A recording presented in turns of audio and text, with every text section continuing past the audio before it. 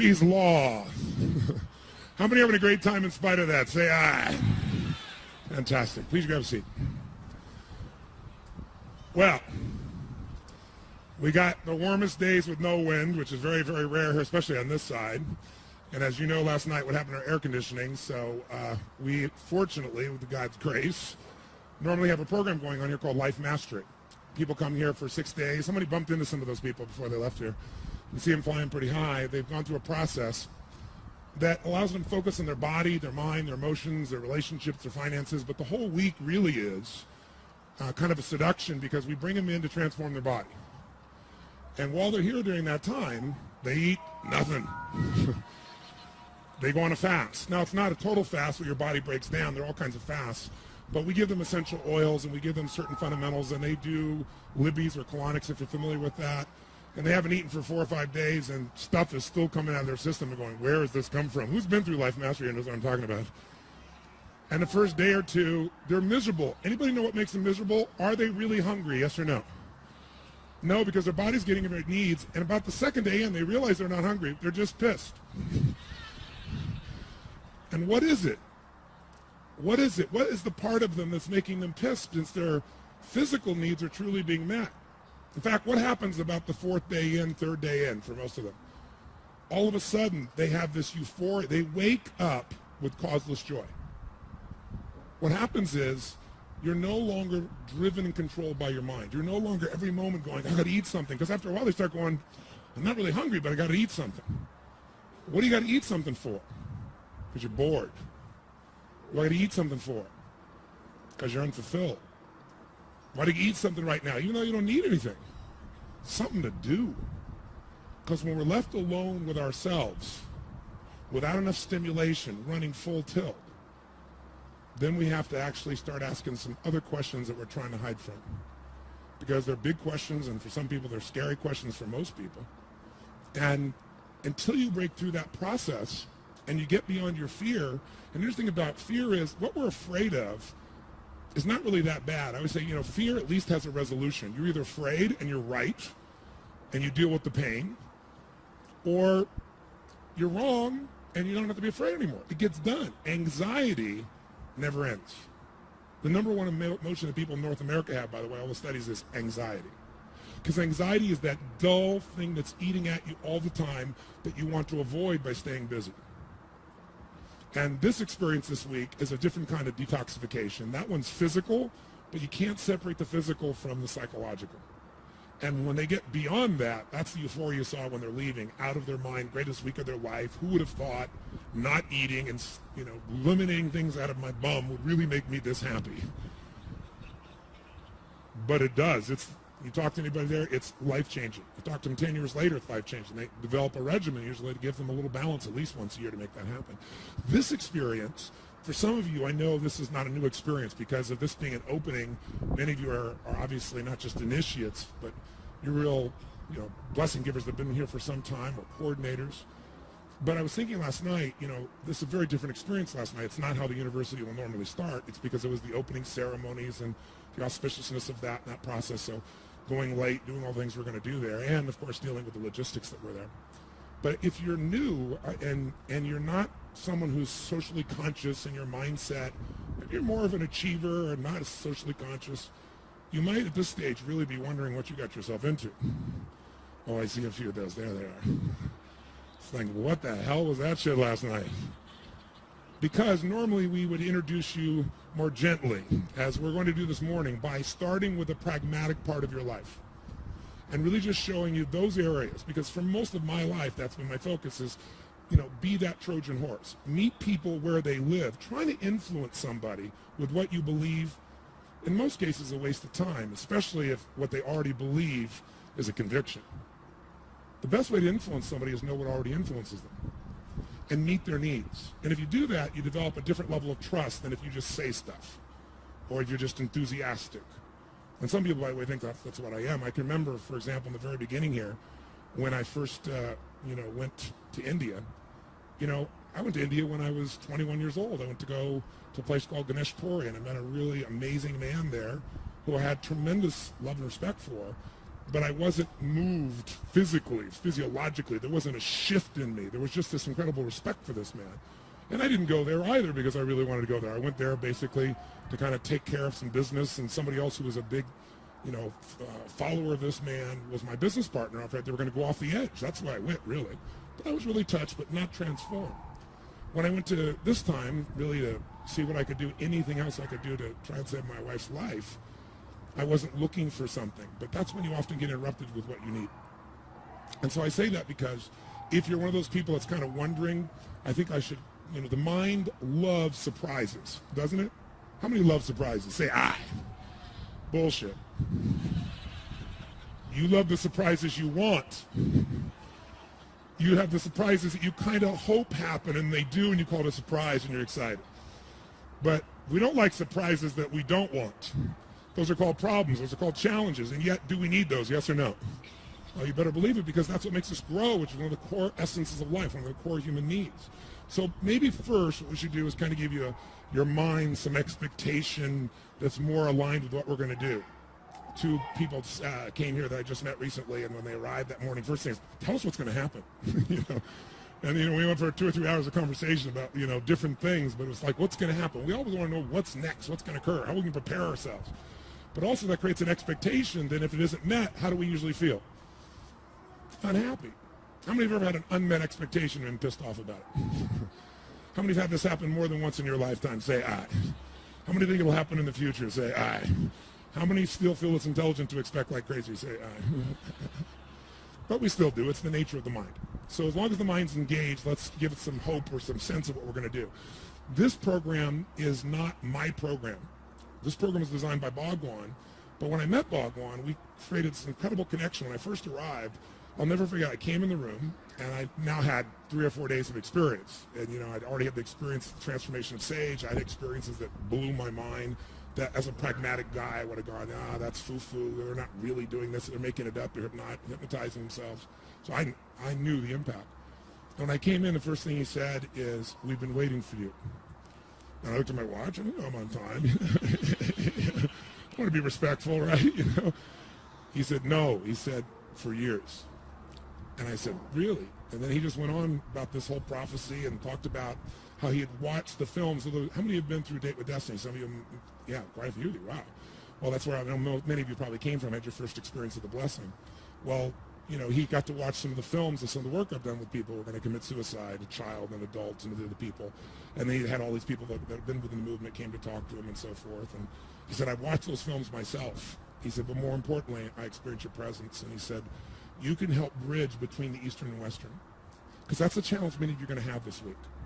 Those of you who are achievers, you're ready to rock and roll and just do this. Come on, let's go. Give me the juice. All right? I got to India, and the first thing they said after flying 24 hours so I could get this frickin' blessing was, take a day and relax. How about a day and frickin' relax? I flew 24 hours to be here. Give me the juice. No, Radha Krishna says, relax. Relax. Right? I'm here to accomplish achievement. I want to achieve enlightenment, awakenment. And that's how achievers go after it. They try to achieve awakeness, enlightenment, or something else. Right? And so when things don't go in a straight line from here to there, they think something's wrong. But they don't just do it when they're somewhere else. They do it with themselves all the time, and that's a great source of pain. Because nature abhors a straight line. Show me a straight line in nature. You won't find it. Man creates straight lines. The illusion that life is like that. The illusion that this is even solid. When if we just take a microscope and we just enhance our perceptions, we see there is nothing solid. There is nothing straight. Everything evolves. It moves. I don't care if it's a tree, a bush, anything that's going to grow. It does move forward or up, but not straight. If it moves straight, you'd be bored as hell. You'd have nothing to engage you, nothing to make you grow. And so all the things, the surprises we hate, are life offering us the opportunity to experience more of it. So as an achiever, we tend to miss that. And as an achiever, you want to get the stuff, make it happen, and trust me, there's a huge part of me that's an achiever. And I've lived my life figuring out how to do that because my achievement has been how do I really touch as many people as possible? How I enter the world and influence the people that aren't being influenced. Somebody socially conscious is already pursuing some form of enlightenment. So for the achiever here, the surprises are not wonderful things, but you may discover the most wonderful thing is the surprises you don't want to. You may discover the thing that's upsetting you the most or does not fit your model of the world, your blueprint of how it's supposed to be, could be the greatest gift that's ever happened in your life because it's a pattern interrupt that can free you from the mind, which is nothing but a pattern. A pattern. Some of you here have been in programs we have. We've got tens of thousands of people, and so you're ready, the music goes and you rock, and I'm sure a few of you here who come from the oneness community are like, what have they done? This is not spiritual. What is this clapping crap? We should be sitting. This is irritating to me. I'm sure there must be some out there with nervous laughs who can identify what I'm talking about. Because they also have a blueprint of how it's supposed to be. Right? It's quiet. It's silent. It's calm. This is what's truly spiritual. But if you watch these Dasaji's, or if you're with them outside this environment, outside the traditional environment of the East, they also have a Western part of them. And I have seen it. I remember the first time they all came here and they were excited like little boys. We had such a great time. I said, come with me. And I surprised them. And we have a waterfall here that you'll want to make a little journey to. It's not very far. It's beautiful. And in order for Bhagwan to be able to come here because of his physical nature, we used to have to climb over things, but I built actually a walkway so that he and Amma could walk all the way up to the waterfall and sit down.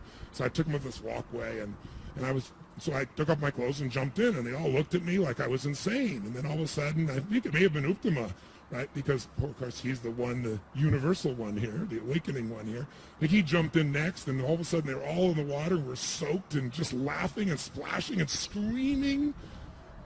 Shit you wouldn't think is very spiritual. Dancing like little boys. See, this idea that you're one kind of person is the greatest source of your pain. This idea you're supposed to be a certain person that you're not is the greatest source of your pain. And everybody has it. It's just a matter of how engaged is it in this moment. And the reason we all have it is we're all born with a unique spiritual essence, like a fingerprint, I believe. And it's unique for everybody. I don't think there's anybody identical. I think that's the unique thing that creation is. But we're also born with one thing in common that's true for every person in this room. And if you can own this in your heart, not your head, then when somebody does something that makes you crazy or you're mad or you're hurt, you can remember it's not about you. You're just caught up in yourself right now. It's them stumbling through this challenge that we're all born completely vulnerable.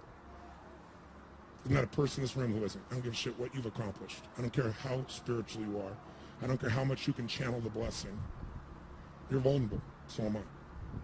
But we spend most of our life learning that that's not enough. By the way, when you're vulnerable, how hard is it to connect with somebody if they're also vulnerable? It's natural because there is no separation. It's fear that separates us. It's the illusion that I am something different than you and that I have to become somebody. I have to be something. I have to be somebody. It's that need for significance. And then there's a physiological process that we go under that makes us physiologically start out as a child connected to everything. We think everybody feels what we feel. Is that true? And then enter a world where all of a sudden we develop this sense of self, this sense of division, which has enormous value. It's like the East and the West. The Eastern approach, you could go to the East, and if you're a Western, you go, look at these people in such poverty. But other people go, look at these people have such joy from nothing. So that's what we should do. We should go to the East and have joy with nothing. Some of Westerners go, let's slow that process down a little bit. Sounds good till I experience it. Because what most Westerners do is they go to the East and they experience a Western East. Eastern joy, Western lifestyle. Now, when you go to the, up until just recently we made this change here and you're going to India, you're staying with 18 people. Yeah, that was a new experience for most Westerners. 21 days, interesting food.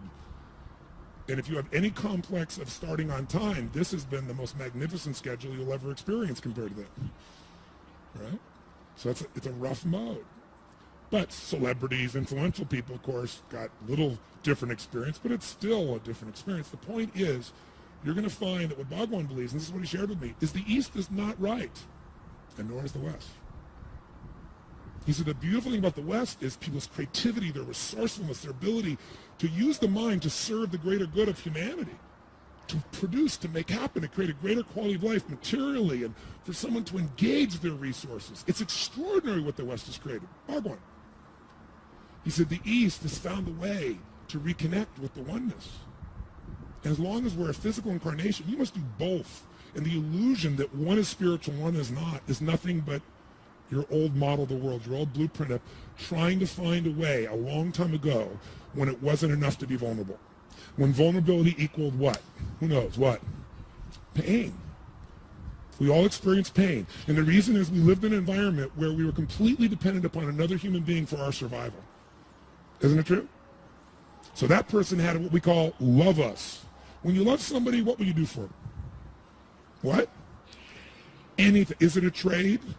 I'll do this for you if you do this for me. Is that what it is? And if they don't, you're pissed off and you're hurt and you're angry? No, that's not love. Love is you give it. People, I often see men or women whose best relationship is not their spouse, it's their children. Because they're not scared there. They're not afraid they're going to leave them or hurt them. Because subconsciously know, they're fucked. They're dependent upon me. Little bastard's going to take care of me, going to love me, because if they don't, I got control. So guess what? We love unconditionally our children, most of us, but we don't love each other unconditionally. We sense their vulnerability is more than our own, and so we step up.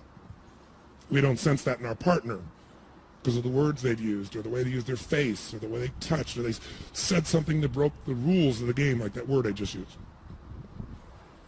See, we all have these reactions because early on, you learned you had to be a certain way in order to survive. Emotionally, physically. And where did you learn that from? The greatest source of love in your life that you desired most, or you desired and was withheld, either one, has shaped your mind and has controlled the meaning of your life and the way you live even today. And you can have multiple sources. One of the earliest was whoever took care of you, because all of us here were born totally vulnerable. We couldn't survive.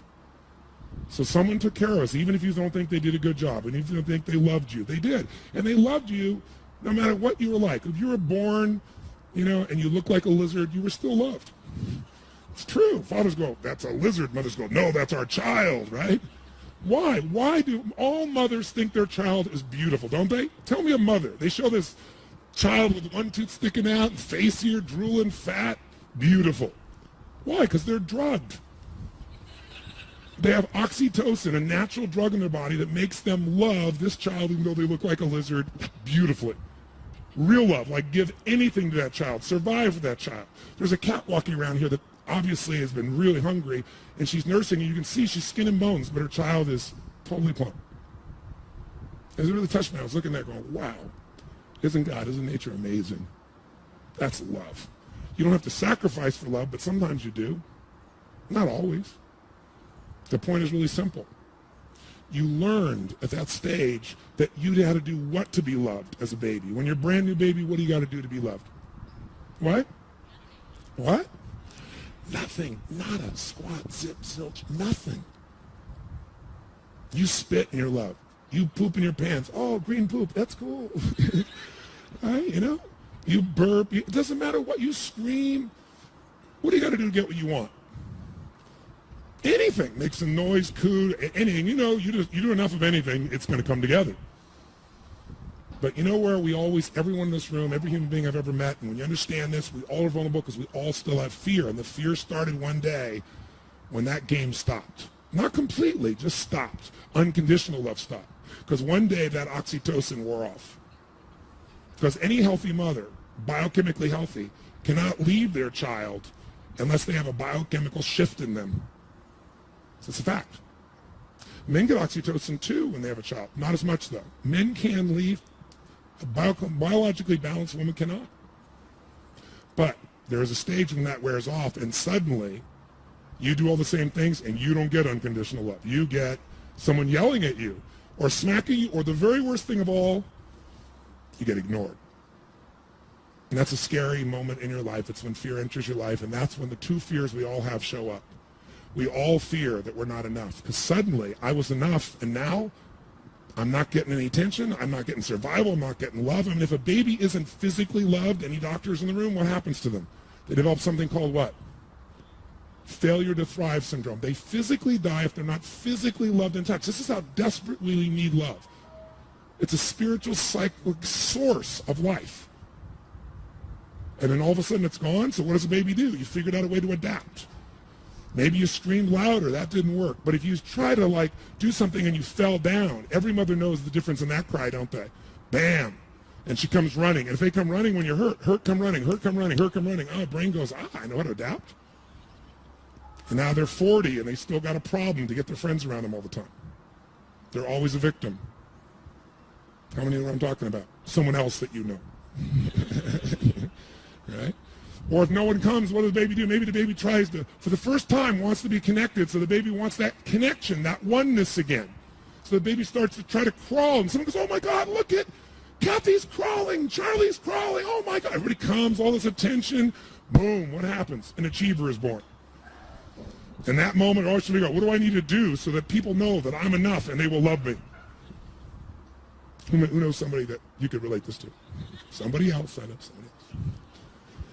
Or one day a baby's not being paid attention to, and they finally give up, and they just go, and people start to laugh. A comedian is born. I'm oversimplifying this, but you get the idea? We all have two deep fears. Number one, that we're not enough. There's no human being on earth that doesn't have it. I've been with 3.5 million people, almost 4 now, from 100 countries, from presidents to kids, people in prison, people addicted to drugs, people that are leading, athletes, I don't care who it is. They all, in the quiet moments, have this fear they're not enough. They may not have it right now in this moment, because right now, their life conditions kind of match how they think it should be. But there's only a matter of time until someone is more attractive, stronger, smarter, has more freedom, seems to be happier. How many can relate to a time where you felt like you weren't enough? Smart enough, attractive enough, playful enough, spiritual enough, something enough. Who can relate to this? Say, I. Those moments, what do they really feel like when you really engage them? They're scary. That's that sick feeling in your stomach. Because the real fear below it, the deepest fear is if I'm not enough, I won't be loved. Because we don't have unconditional love anymore. Now if you just, not everybody laughs and comes and runs. You know, it's okay to poop in your pants, but if you're 40, we got a problem. You know? Right? When you're a child, when you're a baby, you got fat cheeks, you're really fat, you're considered to be what? Cute. Try that when you're 50, see if it works for you. Okay? The rules change completely. And we all know that inside. And it freaks us out inside. So that fear, we compensate. And early on, when we got this taken from us, we learned that we had to be a certain way to get that source of love to give us that connection again, give us that love. We had to be significant enough to them, some way. If we couldn't be significant in a good way, be significant in a bad way. Break something, drop something, anything to get that connection, that at least something approximating moving towards oneness again. No more separation. Separation equals suffering, pain. Who was the greatest source of love for you? Your mother? Your father? Maybe you didn't know your mother and father. Your grandma, grandpa, uncle and aunt? Someone adopted you, someone who took care of you? Whose love did you crave and not get enough of, if anyone's? You want to know what controls your life? Think about, who did you have to be for that person? How did you have to be? A good person, a strong person, a funny person, an obedient person, a person that met all their needs, a person who was successful, strong, resourceful? Better yet, who could you never be if you're honest? If you were like that, pain. Ignored, not enough, pissed off at you, nagged at you, frustrated you, grounded you, again, ignored you. Someone tell me the answer to the question, just as an example. Who was the greatest source of love in your life that you wanted love from the most? You may have loved both people, But even if you have both people, it's an interesting thing. If they both love you, but one was more engaged, more busy with other things, even if they loved you, even if you knew it intellectually, it develops often a hunger, doesn't it? So I'm going to give you an example. Yes. Your mother. You wanted the love of your mother the most? And who did you have to be in order to have your mother's love? I had to be a good girl, productive, innovative, be initiating stuff. Good girl, productive, innovative, initiate. And if you did that, how did she respond? Positively. Pardon me? Positively. And in what way positively? What would she do? She would praise me.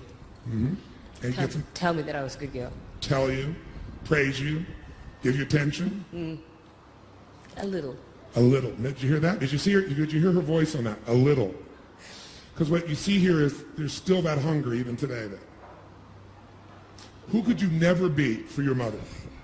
Who could you not be? Lazy, fat, disobedient. Lazy, fat, disobedient. Naughty. Naughty. Oh, don't be naughty. And yet, did you just see what happened when I said don't be naughty? Was that cute? Now I want you to notice something. Not cute intellectually cute. It was cute because she is naughty. How many saw that? Raise your hand if you saw that. That's why she spontaneously, while she was intellectually thinking, she was in trance, and I asked the question, boom, you got a real reaction, not a constructed reaction. She likes being naughty, yet being naughty means losing the love of the source of love that matters most to you in life. That might create a little inner conflict. By the way, are you lazy at times? Rarely. Rarely, I bet. Can you imagine if love was taken, if you're lazy, would you really ever allow yourself to experience that part of yourself on any consistent basis? By the way, are you an initiator? Yes. Yes, she was the first person to raise her hand.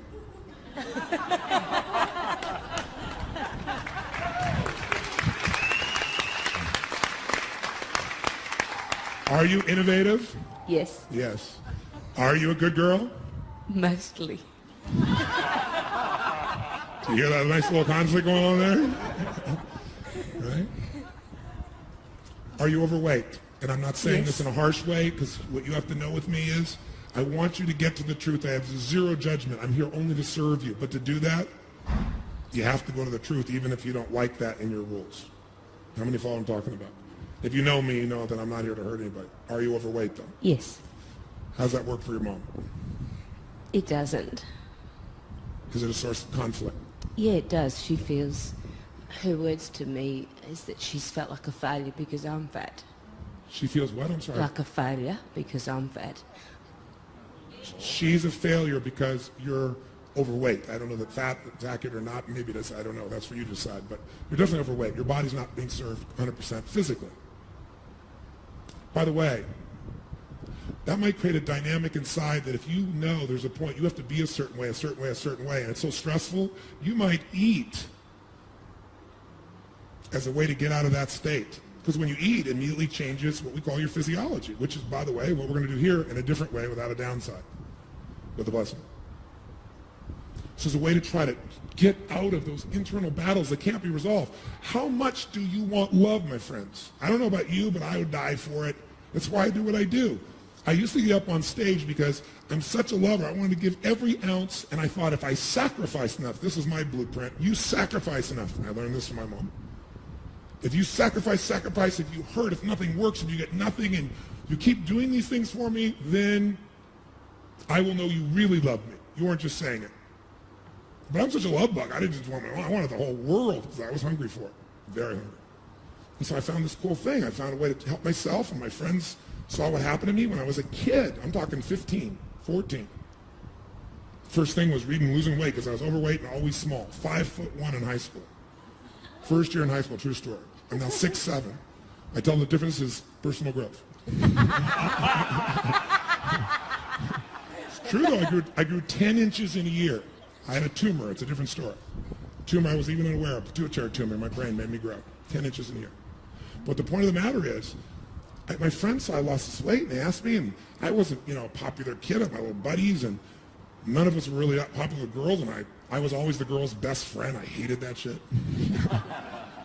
And they did too. So I said, do this, and it worked. And not only it lit them up, I live today. The reason I'm here today still is I live to see that light in people's eyes when they remember who they are. I live for that. I'll do anything for that. It makes me feel like I'm living my purpose. Why I am here on this earth. And it gives me a joy that's unbelievable. And frankly, it's a hell of a deal because I get so much love. I can't walk down the street anywhere in this world without the privilege of being stopped a dozen times in a day and somebody coming up and saying a phrase, and anybody around me will know it, 90%, you changed my life. And I said, no, you changed it. Glad I helped. What was it? And I never get tired of hearing the stories. It's an unbelievable experience. And it started when I was 14 years old. But once that hooked, I thought, wow, this is a cool thing. And I love to learn, so I learned something else, made a change in me, shared with my friends. They lit up, and by the time, in high school, I was Mr. Solution. You got the problem, I got a solution. Especially if you're a girl, I really wanted additional. I had plenty of motivation then to assist. But the truth was that that was the nature of who I was. So I developed a way of living life. And it served me in a lot of ways, but it also gave me enormous pain, especially what happens when you give, and you're not giving to get, but at some point you'd like some love back, and it doesn't happen. How does that feel? Really awful. Empty. Yeah. And then all these emotions show up. And then if you get angry, is that appropriate? Yeah. Another thing you couldn't be was? Angry. So you're only going to love me if I'm a certain way, but I can't get angry. That's real human. This is not making your mom wrong because she has a different blueprint too. We all got pieces of our blueprint because this is what the mind does. It divides, separates, makes us evaluate and give meanings that have nothing to do with the reality of life. But the minute you give something a meaning, you're going to have an emotion about it.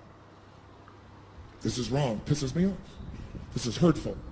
They try to do that. The minute. Is this the end right now or the beginning? If you think it's the end of a relationship, you're going to treat that person differently. You're going to feel differently than if you think this is the beginning of a relationship. Has God been punishing you with this temperature? With these delays?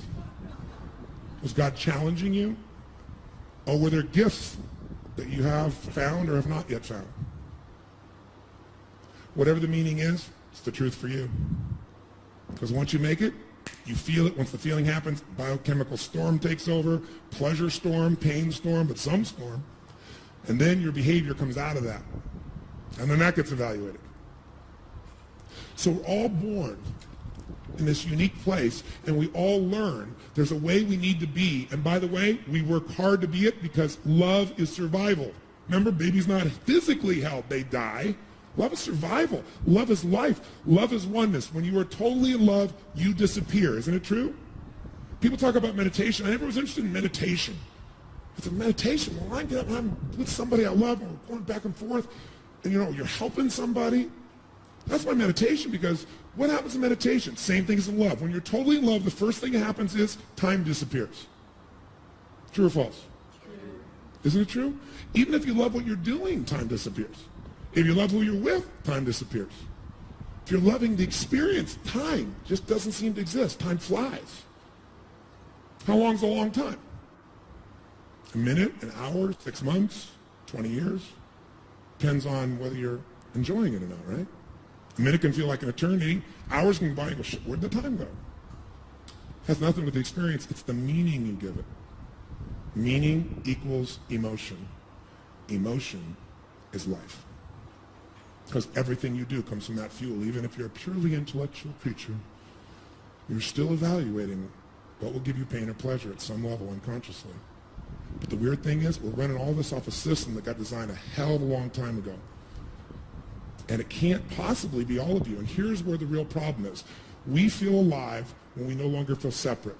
But how can you ever connect to another human being, no matter how much you think it's them that's creating your pain, when you are not being all of yourself? When you are not one with your whole self. And we all do this because we're vulnerable, and we learn these parts of me are good, these parts of me is what I need to be, and you work hard at it, and you are, how many of you are damn good at a lot of things you needed to be in order to get love? How many would say that would be fair? How many of you avoid those things you are not supposed to be for the most part? Let me see. Even today, at an unconscious level.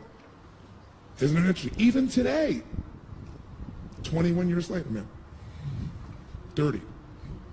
Okay, whatever. You get the idea? And so what happens is, the more you try to not be something you are, the more pain you have because there's separation inside of you. And then you're trying to connect with somebody else who's only thinking parts of them are okay and separating from others. And two partial people don't make a whole. In fact, they just engage each other. And you almost always attract the person at some level that you're attracted to, very often opposites, aren't you? I'll see very, very feminine woman who has made that part of herself wrong, but she had to become strong and powerful, make things happen. And she can do anything a man can do times 2 or 3 or 4, without exaggerating. Kick ass. And so she finds a partner. And she's looking at that partner and saying, so glad you're here. And inside she's going, why don't you fucking do something? But why? She's attracted to the part of herself that she's denied, the part of her that could actually do nothing and be happy with it. The part of her that she makes wrong.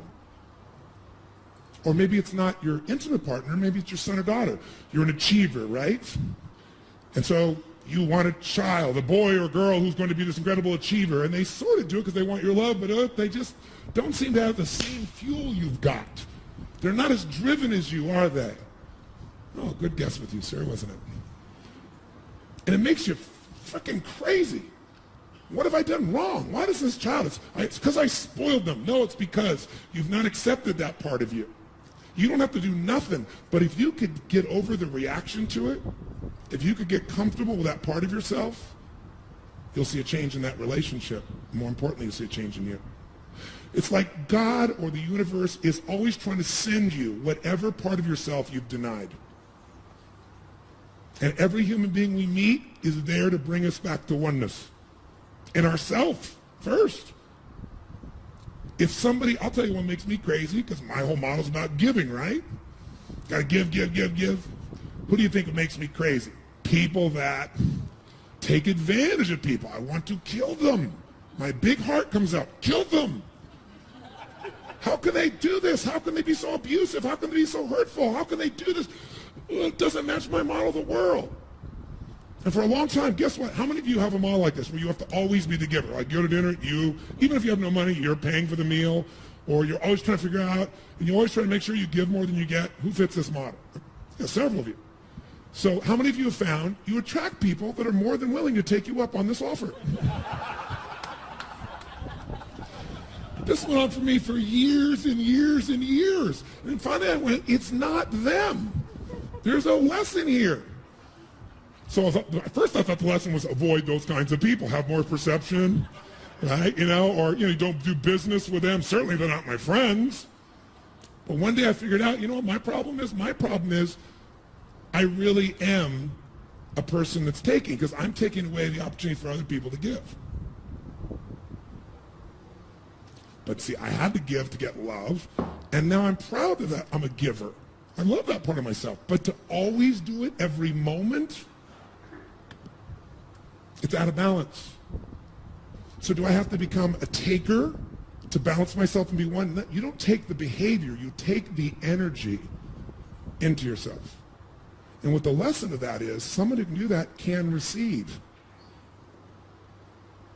One of my sons is very driven. One of my sons pretends he's driven. And I love him so much. And he and I are the same, he's got a heart like this, and he really does. No bullshit, no, when no one's watching, that's when you know somebody's really like, right? And he's got a heart. I relate to my boy heart to heart, a level you can't even imagine. I'm proud of his soul. But frick, I used to be going, why can't he ever do anything with an ounce? He wants everything without any work.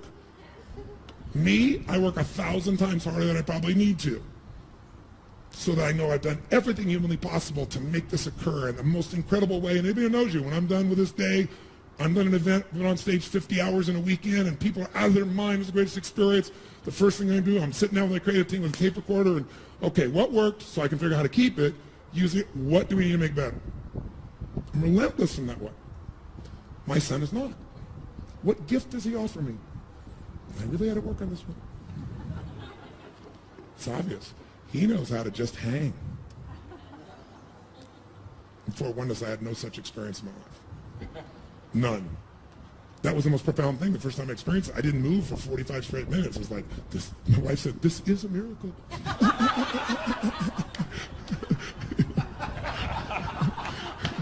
And I didn't want to move.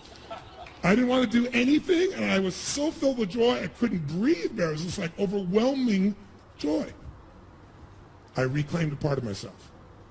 So, by the way, do you lose your nature? Well, the parts of your nature that you're proud of and you now enjoy because it works for you, you continue. But you don't do it exclusively, so now you're whole. Is this making sense to you? This is what this week is about, is to bring you back to oneness. And you cannot have it, this whole experience, if you really want to bring it down to real spirituality. It's not going over and praying a certain way. It's not acting its word. It's not following a certain set of rules. It's all relationship. Relationship. When people go off and they say, I have a spiritual life, I respect them. And they go off and they pray or they meditate. It's a wonderful thing, but that's easy. Because you only have to deal with you, and there aren't a bunch of stimulations around you to make you have to deal with all the other parts. Find somebody across from you who you really want their love and you really love them, who has all these other different rules and beliefs and ways of being that can get you going. Step into that place and be spiritual. Become whole within yourself and be whole with them. Now you got a path. You want a path of growth, and the only thing this is really about ultimately, life is two things. It's growing and it's giving. When you're giving and it's from your heart and your soul, you're not there. If you're loving someone, you're not in your head about you. It's about them. And so when you're not there, you're not existing, you're living. When you're not there, you feel alive. You don't have worries and fears. How do I look? How's it come? Money is just this thing going to happen and all shit like that. You're there with them, and so you're connected to everything. Them, every essence of who they are, what you are, and everything else. You feel alive.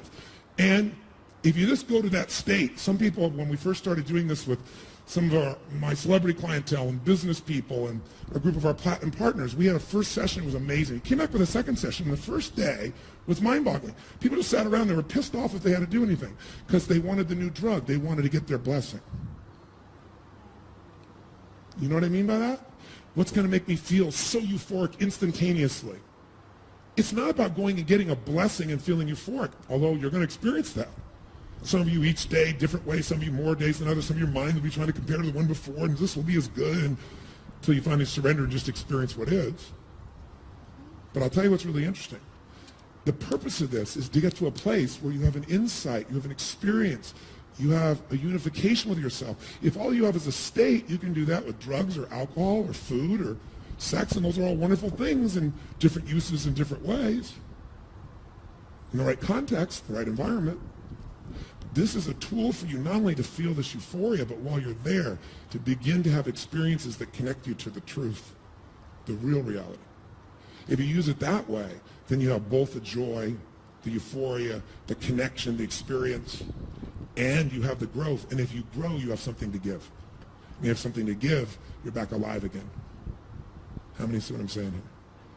So there's nothing wrong with looking forward to the state, but if that's all you do, I see people. There's a lot of people who are socially conscious. They're not really, truly socially conscious. They're looking for the next hit, the next thing they can do to feel good. Or they gave up achieving business-wise. I'm done with that, or that's not the right thing.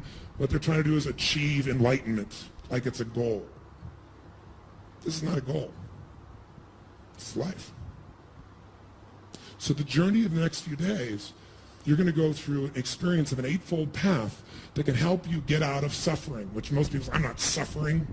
Most people live with suffering management. Food is a way to manage your suffering. This woman is a beautiful soul, but if you can't see she's suffering, you must be inside yourself right now, not with her. Beautiful soul suffering. A woman who gives her heart, very obviously, pure giver, not a selfish woman, but then beats herself up because after a while she's tired of having to be a certain way for somebody else and not just be myself, and then she'll get angry. Well, but if I'm angry, I won't be loved. And she's got this mother who drives her crazy. God's greatest gift to her, this mother, this bitch. How could she? Because while she got her to go on one journey, her growth is to come back. Think of it this way. When you're born in life, You're born with a spiritual essence. And in the American Indian culture, there's a belief system.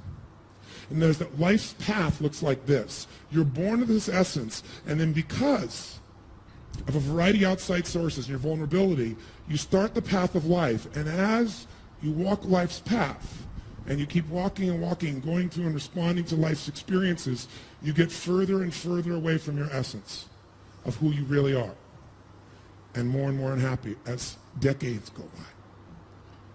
But if you're really lucky and smart, if you have really the ability to have an intent to grow, to really grow, and to give, to evolve spiritually, emotionally, whatever the case may be, and if that intent is followed with action, you don't just think it, oh, I thought it's going to happen.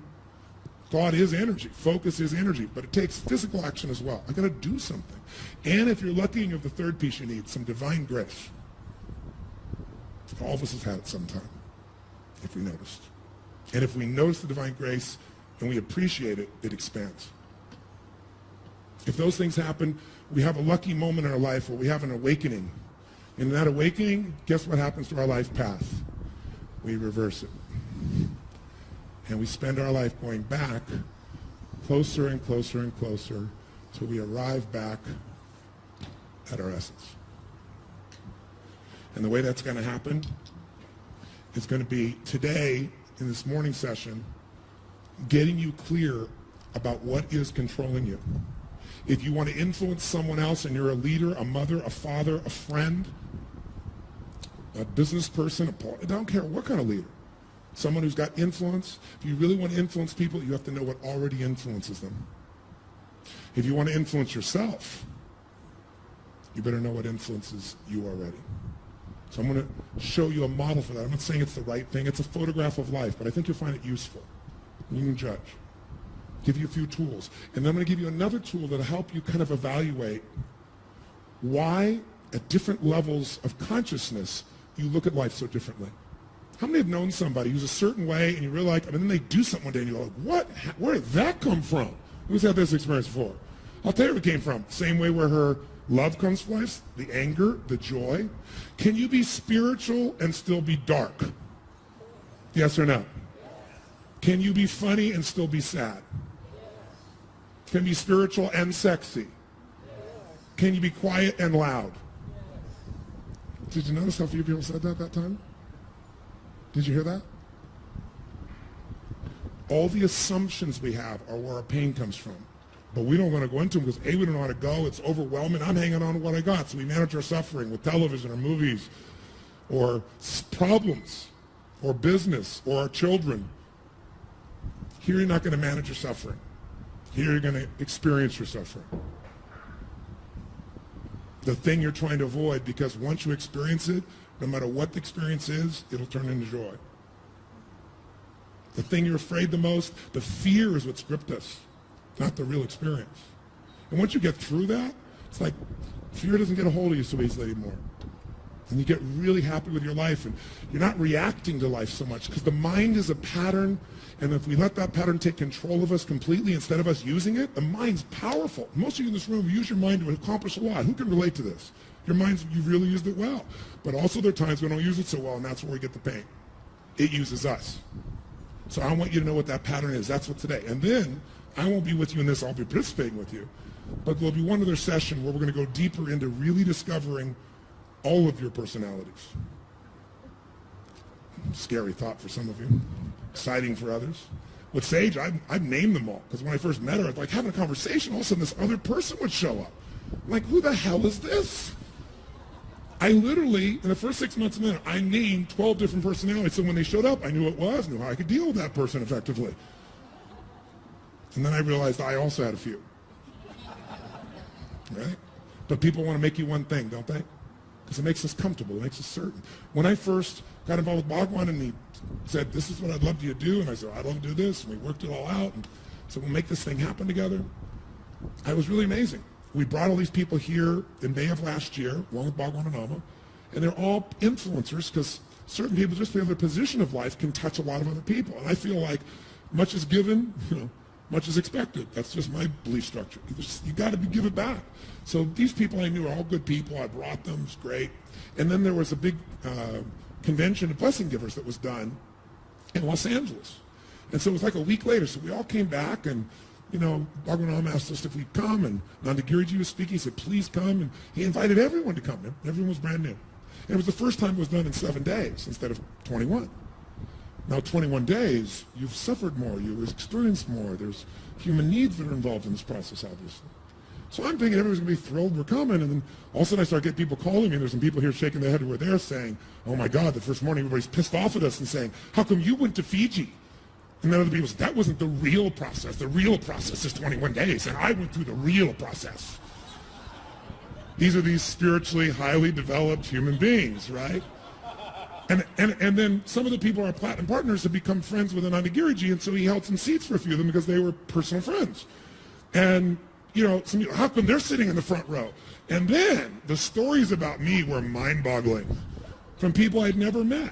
Would you share what what happened there? Am I putting you on the spot in this moment? Would you give him a microphone? It's Ananda Giriji, ladies and gentlemen.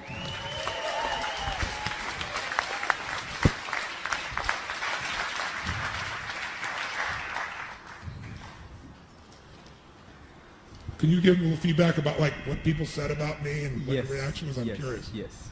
This is the personalities piece. When we're done with this, we're going to take a little stretch break. But you might want to hear this and see if this can relate in some way in your own life. Okay. One of the more popular gossips was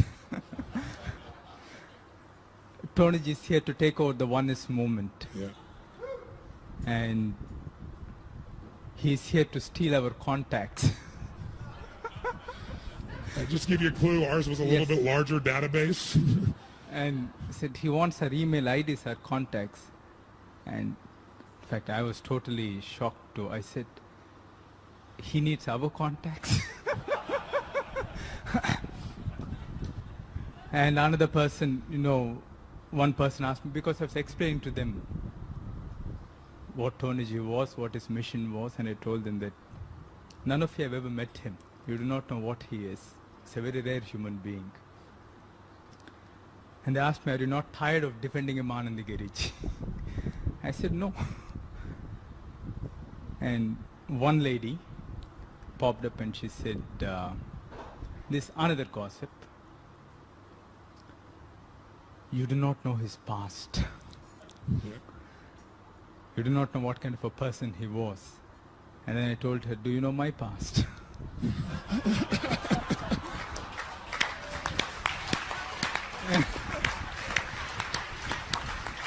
That's not the way you judge a person.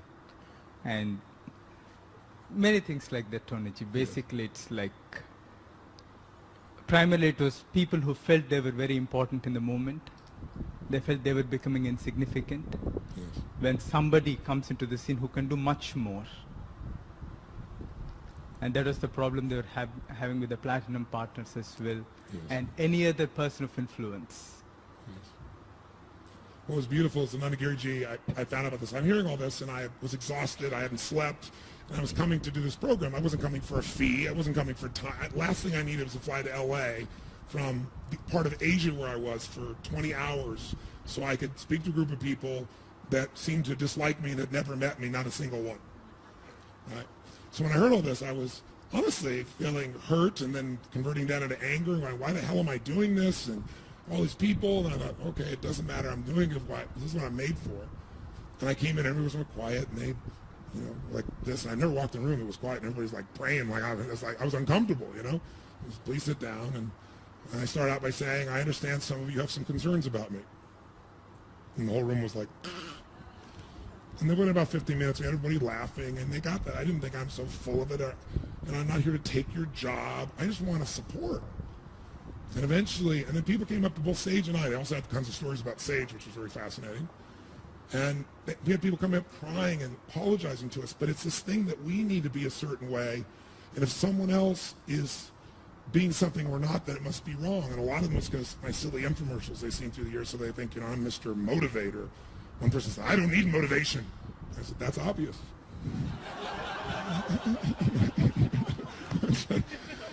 Clearly highly motivated in this conversation, right? I said, I'm not a motivator, never have been. That's the media's description. I do believe in energy. I do believe in passion. I know how to get someone who won't sit for a 3-hour movie to go for 50 hours and change their life euphorically at levels they never thought of in one weekend. But I'll tell you something. Here's what I am. I'm the why guy. That's what this week's about. Why? You clearly, I'm not going to give you motivation. My question is, what is your motive? I believe motive does matter. I think almost everything in my life that's shown up is when it's been most potent, when there's no way things that have come through me, ideas, insights. It's not been me. It's been when I've really been there. I've not been here. It's been there's someone out there and I've got to figure out how to serve, and I'm not even thinking it, just boom, it happens. I believe when you work, when life works to support life, the more what you're doing is to support more than yourself, the more comes to you. Life supports what supports life at a higher level. Motive does matter. And you do have a motive. I want to know why it is you're so spiritual and yet you're so angry. Or you're so bored. Why it is that you have such beauty and such femininity and you have to be masculine. Or you're so masculine, but you can't accept that, and you always have to be feminine. I want to know why, don't you? I don't know why you say you want this, but you always do the behavior that moves you in the opposite direction. I want to know why you could be in an environment like this and still be frustrated. If you can't make it here, it's fucking over. Try your chance on the next spinning planet, because if you can't find some joy here, Bula all around you, ocean, water, I don't know. I think maybe it's time to just go. If the next look on somebody's face or conversation, what they do or don't do, or the volume or not volume of the music, or the selection that someone made, or how long something goes or doesn't go, can really upset you, I'd like to know why. Because if you're really growing, the beauty of growth is you get so damn comfortable. Comfortable with a part of you that's pissed off even. Not judgmental, I'm not supposed to be that. Just amazing when you get comfortable. Comfortable with the fact that sometimes you think your mom's a bitch. Not defending it, not making it right, not making it wrong, just, wow, look at that part of me. Shit. I've seen that before. Other people have seen that before. And then you know what happened when I just said that? If you watch this woman, she just smiles from ear to ear. Look at her. Look at her right now. Look at this big grin, big smile, big laugh. You know what part she owns of herself? Naughty. Did you see that? She owns that part of herself. And so she feels joy. There was a point she didn't. She finally said, mother, no mother, naughty. There's some other reinforcement for naughty that probably has helped her in this area, right? Some other feelings of love and connection. So this week, you're going to go on a journey. And if you were going to Miss India in the past, you'd be doing this through time. This is compressed. So it's going to be long, tough, hard, go for it, playful, fun. And you can make this boring. You can make this frustrating. You can make this joyful. You can make this the greatest journey of your life. It's all up to you. It's the meaning you're going to give things. Are you going to react and let the mind's old patterns control you, or are you going to discover? And the person who will take you on the journey, besides these dasas who are going to be now working with you in small groups every day, we're going to have a morning session, and that session is going to be with Ananda Giriji. And Ananda Giriji is one of the sweetest souls I know, but I'll tell you something, he's an awakened soul. And I don't say that like a judgment, like he's supposed to be a certain way. I mean, there is an aliveness and a spontaneity and a connection to his heart that is unique. And he delivers completely different from me, so it'll fit your perfect spiritual model of quiet and slow. He talks about 1/10 my speed. You'll be waiting, he'll say one word, you'll be waiting about 3 minutes for the second one.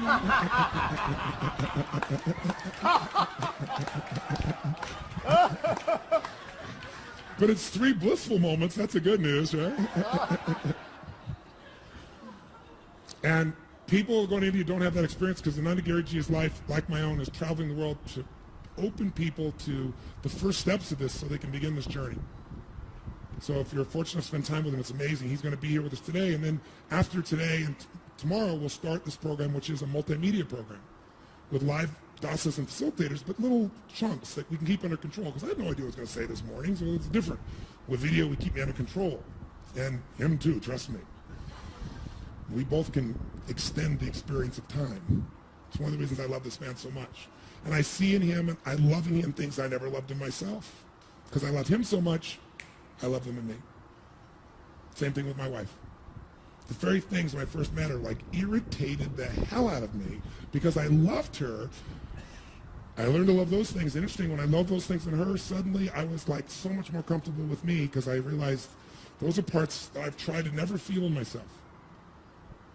And now they're alive. Like work, don't sleep. She loves to sleep. Loves to sleep. Anybody knows me from the years past, I never sleep. I still sleep as little as possible, but I want to be with her, so, and she's mad if I'm up and I leave the bed, so like I'm in bed reading and shit. But we used to have fights because we go to bed like at midnight, 1, 2 a.m., and it's like 11 o'clock in the morning, and she's still in bed, like, you know, first time I came to Fiji, boom, when I used to come here, you talk to any managers that were here in those days. Here's Tony. I created all these activities here. If you'll know, there's climbing a mountain, waterfalls, and I don't even bowling frickin' alleys, and, you know, water skiing and snorkeling and scuba diving, you know, and I come here and bring a dozen of my friends, and boom, 6:30 a.m., I'm out of bed. Boom, I'm going for my workout, right? Then I'm running up the mountain. I'm doing this, I'm doing that. I'm going next thing. I had people plan from the moment they opened their eyes to like they were complete exhaustion at night. At the end of the week, they're like, that was the greatest week of my life, but I need a vacation after being with Tony. And I came to Fiji one time, I'll never forget, and I jumped out of bed, and she said, what the hell are you doing? I said, starting my day. She said, get back in bed, I'll show you how to start your day.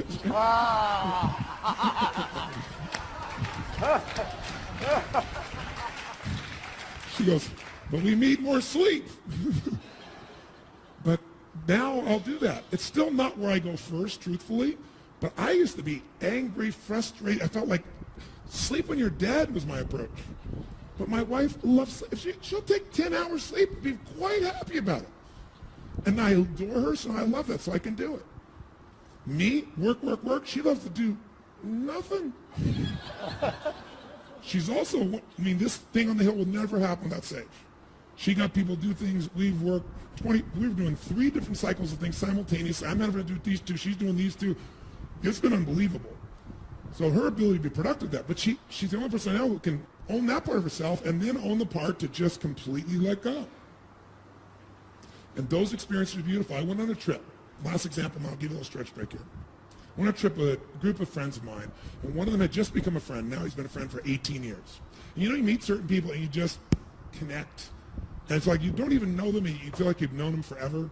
A friend, not an intimate, but a friend. And this man and I connected, and I just loved his soul, and I kind of knew who he was, he knew who I was. But we met briefly, and he listened to my tapes, and he's a very famous guy, and a very successful man, and it changed his life. He says saved his life. He and his family went away for a weekend down to Caribbean, and he was at his wit's end in life, and he listened to these, and his whole family listened to them, the entire 30-day program I had there in 3 days, day and night, night and day, total immersion. So he called me up, said I want to meet him, met him, felt this just love and connection for him. So then he invited me to go on a trip. Here are your 2 choices. See, I got this group of friends. We've been friends for 15 years, and they're all about 18 years my senior.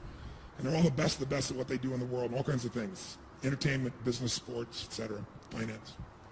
And he says, your choices are, we can go to the Olympics together on a yacht. And he listed who's going to be on the yacht. And we'll do this thing at the Olympics back in Spain or wherever it was back then. I think it was Spain.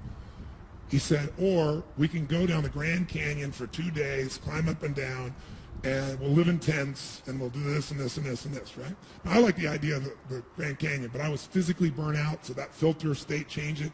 So, I absolutely want to go to the Olympics with this even more group of influential people. And I thought this will grow, and I look at my schedule and I can't do it. So long story short, we go to the Grand Canyon, and we walk down the Grand Canyon, and it's the hottest it had been in 10 years. And there's no shade in the Grand Canyon. And we're all just burning, melting, and then a sandstorm comes up and everything else. And I'm on this trip, and I've been so exhausted. And I looked around, and I saw these people on the trip. Oh, it's just amazing, incredible people. But I looked at how they were all competing for his attention, trying to be significant enough that he would love them more. And I really had the same need. I was no better. Even more so, because they'd known him for 18 years. I didn't know him. And I wanted him to know who I really was. And And I thought, I'm so tired. I should do something. I should transform something. I should make something happen. So, he'll know who I am, right? But I was so tired, so exhausted. I finally just decided, and I saw these people doing anything. I saw myself in these other people too, in a different way, but still me. So I decided to just surrender and just take in the trip. And I did not talk very much. I didn't tell stories. I didn't go help anybody. I didn't dig inside and transform things. I didn't do shit. I just played along whatever they did, and they were crazy. And on this trip, some of these people were really crazy and did some crazy shit. And I did all stuff with them. I did what they wanted to do. And about 4 days into it, I went into a total panic. There's only 2 days left, and I thought, he's never going to know who I am. He's never going to invite me on a trip again. I'm the most boring son of a bitch you could possibly imagine. Right? I've added no value. I've just been here with a ride with everybody else. And a couple other people there are my dear friends. Pat Riley was not a friend until that time, was there, and a couple other people. All really, really interesting, cool people. And I remember one time there was this break, and I just laid down on a rock, and I fell asleep on a rock beside this river. And I woke up to see these 6 men staring down at me, all super studs of their area like this, looking at me. And I opened my eyes, and a part of me is like, oh, shit, And they all just looked at me, and they're all just silent, and they just said, how do you do it? I said, do what? And I remember Pat being the first one. He said, none of us. We're all still doing our thing, trying to make, trying to impress each. He said these things. Impress each other, do this. He said, you seem so comfortable with yourself. You're just here for the ride. How do you do it? And I got all this respect and love. I was thinking, shit, relaxing could be a good approach to life. They bonded me with all these people. And they got to see those other parts of me later. I thought that's what I had to be loved, to be appreciated. And also I had to give, and I hadn't given anything, so I'm worthless. Your model is old. Your model has beautiful parts you're going to want to keep. Your model has other parts that are the source of your pain. You don't want to have to manage your pain anymore. Let's go beyond it. This man's going to take you through that 8-step process, but first, you desperately need to stand up and take a break. Thank you for this morning so far.